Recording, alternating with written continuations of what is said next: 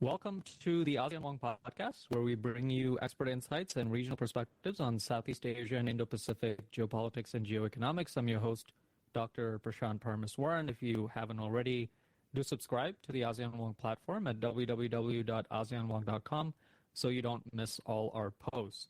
Our guest today is Dr. Nguyen Hong Son, who is the acting president of the Diplomatic Academy of Vietnam. Served over 2 decades in Vietnam's foreign ministry in various roles, including at the ASEAN Department. We started a conversation previewing Vietnam's upcoming hosting of the ASEAN Future Forum, which is a very exciting development. Make sure you tune into the full episode as we go through other subjects, including Vietnam's relations with major powers and where the country is headed geoeconomically and geopolitically. So welcome to the podcast, Hong Son, and let's get started. Before we get into the specifics about the ASEAN Future Forum and Vietnam's convening, which, as I mentioned, is a very significant development, I'm wondering if you could help contextualize this within Vietnam's wider foreign policy approach, which is centered around various components, including multidirectionality. Vietnam joining ASEAN in 1995 was arguably one of the major post-Cold War shifts in the region, given some of the regional tensions that existed previously. We're now at 30 years since Vietnam joined ASEAN, and Vietnam has made several contributions along the way. You've worked as a diplomat in various roles, including working on ASEAN affairs. How have you seen Vietnam's perceptions of ASEAN evolve over time during this period within its foreign policy? Well, first of all, thank you for including me in this very interesting podcast. Well, it's a very good question. Today marks the 30th anniversary of Vietnam entering into ASEAN and becoming a formal ASEAN members. And I would say that, becoming an ASEAN member is one of the most successful Vietnam's foreign policy. Why so? Because right after the Cold War, we were a member of the Eastern Bloc, the Soviet bloc members, and we are confrontational to ASEAN. But after the Cold War ended, we seek to become a member of ASEAN, and that has opened up the new whole world for Vietnam. And that was the beginning of Vietnam entering into regional integration, international integration, and that was the foundation of the success that we've enjoyed over the past nearly 4 decades. So arguably, ASEAN membership provided us a lot. And ASEAN today is one of the most important pillars of Vietnam foreign policy. And Vietnam is seeking to, or is trying to become even more active member of the regional and international community. And ASEAN is absolutely indispensable for that journey of Vietnam in its international integration. So that's the importance of ASEAN to Vietnam, and being as a diplomat, and I started out as an member, an expert in the ASEAN department of the ministry. I observed that journey, and I've seen how active Vietnam have become in ASEAN business within the region. And today we have this ASEAN's Future Forum, which is a Vietnam's initiatives, which represents the contribution that Vietnam is trying to make to ASEAN at a very critical juncture of the organization development. So that's the context of the ASEAN's Future Forum that we are going to have in 2 weeks' time. And can I ask you, one of the sort of labels that we've heard about Vietnam's foreign policy approach in recent years has been this idea of bamboo diplomacy, right? Bending, not breaking, the idea of sort of sturdy trunk and firm roots, but also flexible adjustments in terms of the branches. How does ASEAN fit in within that sort of perspective of bamboo diplomacy? Because obviously it's a very stormy geopolitical environment for Vietnam to navigate. How does ASEAN fit into that broader conception? Okay, that's another very good question. Bamboo diplomacy, it's a great metaphor that depicts Vietnam's foreign policy quality.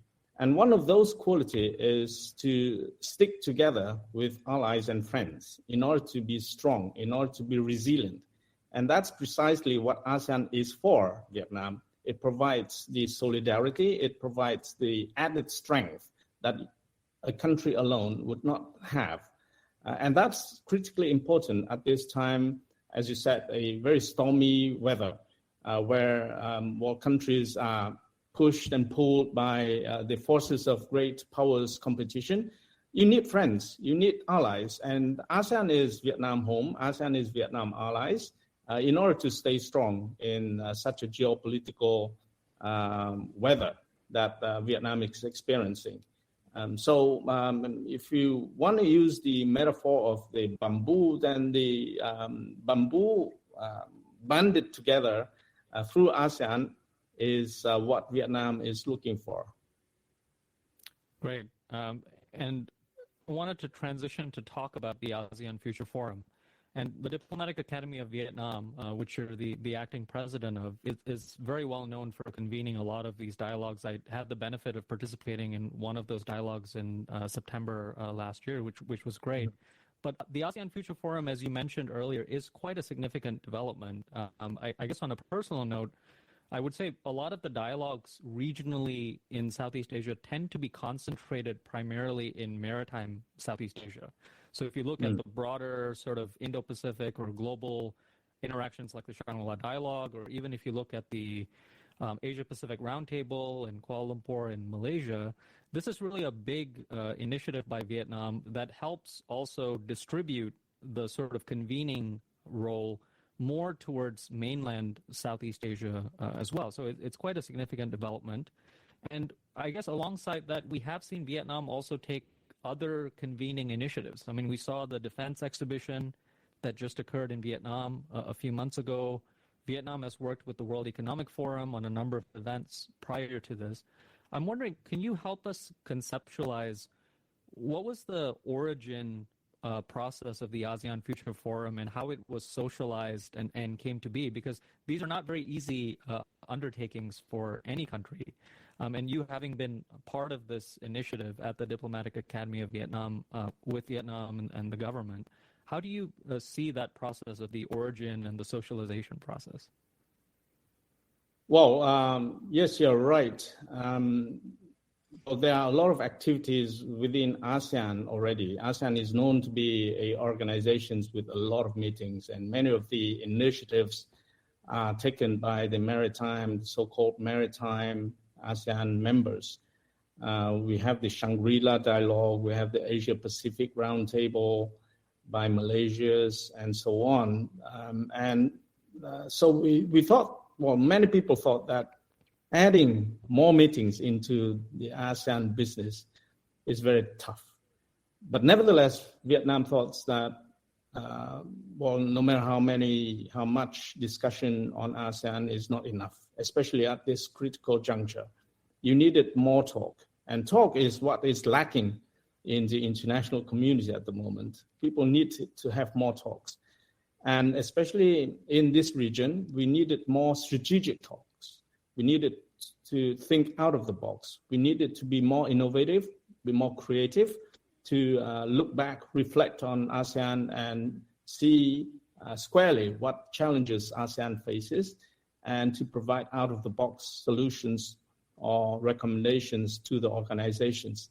Hence, we proposed the idea of a Track 1.5 dialogue that is dedicated to ASEAN. That is what is lacking in this region. We have several similar Track 1.5 undertakings, the Shangri-La, the Asia-Pacific Roundtables, the Defense Dialogue by Indonesia, the Jeju Forum, and so on. But there's no one of them that is dedicated to the organizations, ASEAN, and its relationship with its partners. So we decided to fill the gap by proposing the idea, and fortunately in its first and second iteration, which we are holding this year, we've received some good feedbacks. We've received some support in the region. It's too early to say if this initiative is going to be long-lived, but I believe that there is a gap there that we are trying to fill, and we are doing a good service to ASEAN and to the region by providing this. And so that's the origin of it. Great.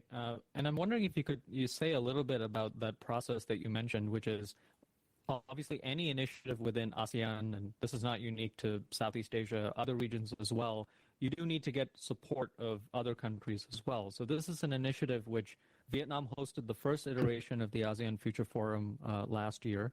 And then subsequently, we saw at the last ASEAN joint statement in Vientiane, the ASEAN Future Forum was actually mentioned explicitly in the statement alongside other priorities about community building. This is a pretty big year for ASEAN in terms of the issuance of the Vision 2045, 20-year vision for the bloc. So this is actually, it seems to have gotten a lot of support from the regional community building perspective as well. But I'm wondering if you could help elaborate on that point as to where it stands in terms of socialization and the support among the other member states. Yeah, so when Vietnam came up with the initiative, we certainly go around and tell our friends about our ideas, and we raised it to the foreign ministers and the leaders to explain to them what this is for. And last year, Laos was the chairman of ASEAN. Certainly, Laos wanted a lot of support in terms of promoting ASEAN, promoting discussions within ASEAN, and we very clearly told our friends in Laos that this is precisely what we are trying to do in order to support Laos' chairmanship of ASEAN, engage ASEAN into more discussions with our friends around the world, trying to fill in the gaps of where Laos feels that they have not been capable of creating more discussions within ASEAN, and Laos welcomed it on the very first note. And so they supported the idea, they participated. Laos Prime Minister came and opened the forum last year together with Vietnam's Prime Minister. And fortunately, the idea also was welcomed, maybe because of the merits of the idea itself, but maybe also because a little bit about they knew what DAV was doing. And so they trusted the Diplomatic Academy of Vietnam on this kind of businesses. And so many of our friends, ASEAN dialogue partners, supported the idea, and they came in person, and they also came sending video messages in order to support the initiative. And that's how the idea came about and got started. It got reflected in the, as you said, joint communique of the ASEAN foreign ministers after the forum took place. And so that was the recognition by ASEAN that there was something valuable that they saw in this process. And they decided that they were going to support it if Vietnam would to do it again. And so here we are doing it for the second time. And this time around, fortunately, we managed to convince Malaysia that this is also supportive of their ASEAN chairmanship. And the Prime Minister of Malaysia is also coming in person in order to open the forum together with our Prime Minister again. And this year, I'm happy to say that we received even more support from ASEAN and from the partners of ASEAN. More people, more leaders are coming in person, more ministers are coming in person, and we have a lot more sign up for participation this year. So it shows that they do recognize that this kind of forum is the kind of thing that they enjoy, at least participating, don't mind wasting their time and money to come and participate. And so they also find that they can take away a bit of valuable stuff participating in this kind of forum. No, you're right to sort of mention support and how valuable that is, given everyone's sort of constraints on time and resources, as well as the really contested nature of the geopolitical environment that we're in, which, as you noted, does elicit the need for more dialogue, not less. And I wanted to ask a little bit about the content and the agenda. I mean, you sort of hinted at it there about what is the value add of the ASEAN Future Forum. And I wanted to ask how you think about that. So the agenda last year was wide-ranging, but there was a little bit of a focus on some of the themes such as sustainability. And a lot of the dialogues, as you say, in the region, they've adjusted over time, but there tends to have been a very strong security or defense focus. Mm-hmm. And over time, the notion of security has evolved and expanded in the region such that I think virtually all of the Southeast Asian countries are thinking about a more comprehensive notion of security. And so it seems like the ASEAN Future Forum is trying to take on some of these big picture issues such as sustainability, for example, and some people would say trade-offs, but you could argue a more multidimensional approach to security that looks at not just the economy, but also the environment, climate issues, and some of these big picture geoeconomic developments as well. But I wonder how you think about that in terms of the content. What's the value add that the ASEAN Future Forum is providing, and how are you thinking about the agenda moving forward? Okay. Now, because it's the ASEAN's Future Forum, therefore, it's very ASEAN-centric. We've designed the program so that ASEAN is the subject of discussion. ASEAN leads the discussion. ASEAN shows intellectual leadership in all of the sessions that we design. So in every sessions that we design, we always try to invite either a key ASEAN leader or key ASEAN scholar to take the lead in the discussion.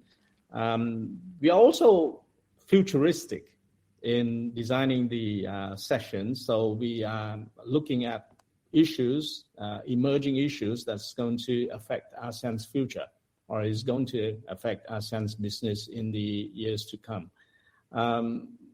We are also trying to be balanced, so we are not just security focused. We understand that ASEAN has very broad interests in not just security, and therefore we try to tackle both security, geopolitics, but also developmental. For example, this year, we do a lot of stuff on tech. We have 2 sessions dedicated to technologies and the future of technologies and how ASEAN can become tech resilient, and how can ASEAN capture the opportunities that the tech revolution is bringing to the international community and especially to the region. So we try to be comprehensive, we try to be ASEAN-centric, we try to be future-proof, futuristic, and that's how we design the program. But we do not have a very fixed or very rigid agenda.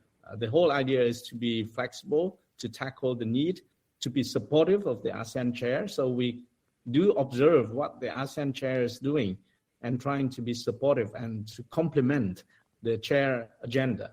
So we can be seen, or the forum can be seen as an integral part of an ASEAN overall effort to drive the agenda of the region. Yeah, that sounds like a good balance there between the sort of agenda in general, and then also adjusting it and being flexible to the changing circumstances each year, the rotating chairmanships, and also the changing circumstances, right, in a very fast-moving world and region as well. I'm wondering if you could, I know you can't probably say everything, but in terms of a preview of what we might expect in terms of the theme of this year's ASEAN Future Forum and some of the discussions you previewed there, you mentioned tech. What are some of the major topics and outcomes that you're looking for this ASEAN Future Forum in terms of content, but then also the expectations more generally for where this is headed in its second year? Okay, so this year we've chosen the theme of building a united, inclusive, and resilient ASEAN amid a transforming world. So the context is a world that is changing very fast, and the discussion, the topic, the question we're asking ourselves is how to build a strong, resilient ASEAN that is based on its unity and inclusivity. So that's the whole idea. We thought that theme complements well with Malaysia's chairmanship of ASEAN, which focus on inclusivity and sustainability, right? So that obviously is supportive of the ASEAN chair. We are going to discuss mega trends that's going to affect this region. So we are going to leave it for the scholars and the keynote speakers to elaborate on what they thought are the mega trends that we need to observe, and what are those that are going to bring opportunities and challenges to ASEAN. We are going to ask everyone to revisit ASEAN's mechanics, ASEAN basic principles or fundamental principles, and see how ASEAN can become more agile and more adaptive to the current world. We are going to also look at sub-regional cooperation, or essentially minilateralism, and see how these synergies, these different mechanisms can complement one another and support ASEAN multilateralism as a whole. We're gonna look a lot at tech and how ASEAN can balance between being flexible and being innovative while having proper governance, proper regulations to govern the tech evolution. And we're also going to discuss geopolitics. We are going to discuss how ASEAN can bridge the divides, given the world is becoming more fragmented, given the region or the Indo-Pacific is becoming more divided, more fragmented, and we'll see the relevance of ASEAN and how ASEAN can serve as a connector, honest broker that ASEAN has always tried to be. So essentially, those are the main themes, main topics that we are going to discuss. And we are going to have a lot of side events as well that tackle other stuff within ASEAN, such as women empowerment and so on and so forth. So we'll try to make it a rich and fruitful discussions, and everyone should find something of their interest participating in the forum. Yeah, that sounds like a very active and comprehensive agenda. I'm wondering if I could, ask a little bit of a follow-up question to what you said, which is the sort of broader context in Vietnam as Vietnam hosts the ASEAN Future Forum. I think Vietnam's headed into its next Party Congress early next year. General Secretary To Lam has also been talking about, depending on which formulation you're using, Vietnam entering sort of a new era of national rise. And the major power environment, as we've talked about, is also shifting. I mean, we've got a new administration in the United States, but also more broadly, shifting changes and conflicts in Europe and in the Middle East as well.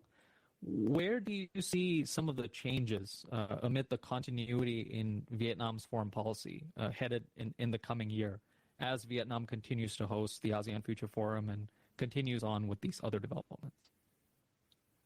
Well, the statement by General Secretary To Lam that the country is entering a new era marks the recognition of what everyone else in the world has been saying, that the world is at an inflection point, the world is transitioning to multipolarity, the world is changing and is not going back to what it was, and so on and so forth. So everybody is saying that the world is different now.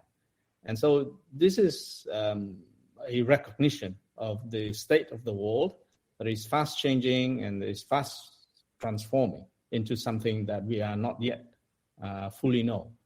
Secondly, it's also an indication that the country is also transitioning to a different period. After 4 decades of what we call doi moi, or renovation, the country has gained quite a bit, and it is now ready to move on to a different stage of development, trying to shoot up the pace of development, trying to overcome the middle income trap, trying to gear up towards higher upper layer of the supply chain.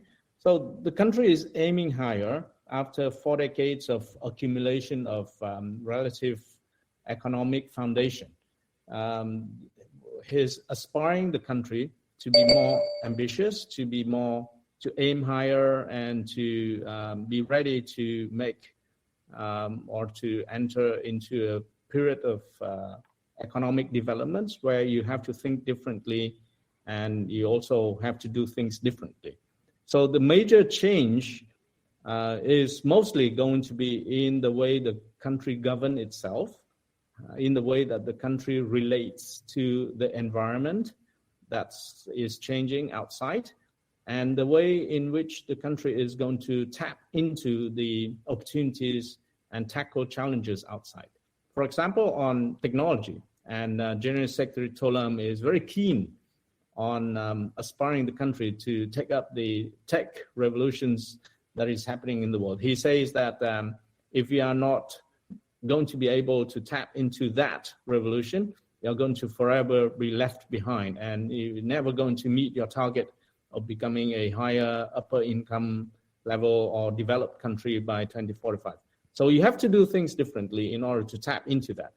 And the ASEAN's Future Forum that we are doing is one of those exercises that we are trying to contribute into getting the country up on its feet in order to be able to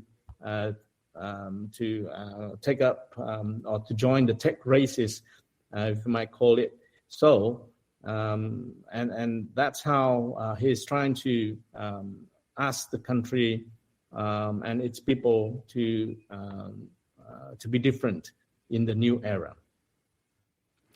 And in that context, I'm wondering, how do we sort of view Vietnam's convening of forums like the ASEAN Future Forum, for example, as sort of this broader notion of within Southeast Asia, we have different countries navigating this very contested geopolitical environment in various ways, and different countries have different names for it, but middle power manship, or the idea of using agency to come up with new ideas and initiatives, to be very proactive in terms of how you're engaging, is something that many Southeast Asian countries are experimenting with. How do you see the convening of the ASEAN Future Forum as being part of Vietnam's own way of engaging actively in this foreign policy landscape and exerting its own entrepreneurship, if you will, as a power in its own right within Southeast Asia? Yeah, you may say it's an aspiration to act like a middle power